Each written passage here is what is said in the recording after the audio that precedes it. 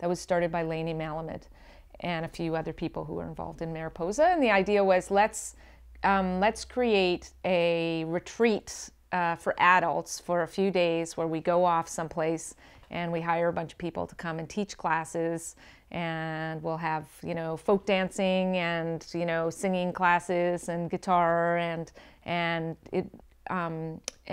it will be about, it won't, you know, will be open to people of all different levels, but sort of about building community through music, like a very open kind of, and I think I wasn't at all involved at that point. I'd never even been, but I think the very first year, I think Grit was a staff person there, and he came back probably a number of times over the years before he was involved in organizing. So it's this place where there's a really high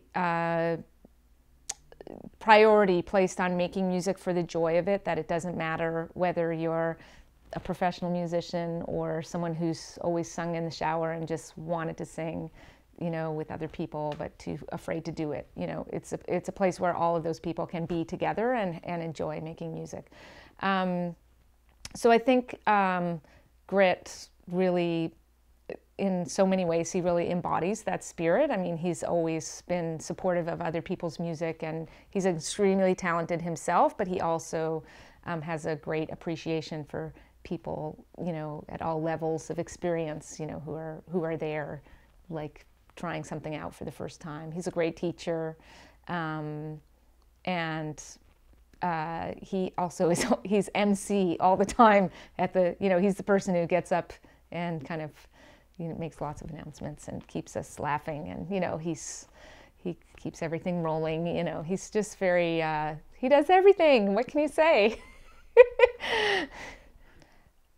Like, I think Grit is a really, he's a doer. Like, he's someone who, if he decides to get something done, he just goes after it. He's incredibly persistent. He knows how to stay on top of things, and somehow he manages to stay on top of, you know, being the main administrator for the building that he works in, which is a cooperative building, running his own business, running Borealis, you know, actually being a guitar maker, running the CFMAs, you know, participating in running the Woods, all these different things that he's involved with. And somehow he's the person who manages to get all the calls done, you know, finish all the things that need finishing. And he does a lot of that stuff on a volunteer basis because it's something that he thinks needs to be done, or he sees a hole and he wants to fill it, or he feels passionate about something and he wants to make it happen.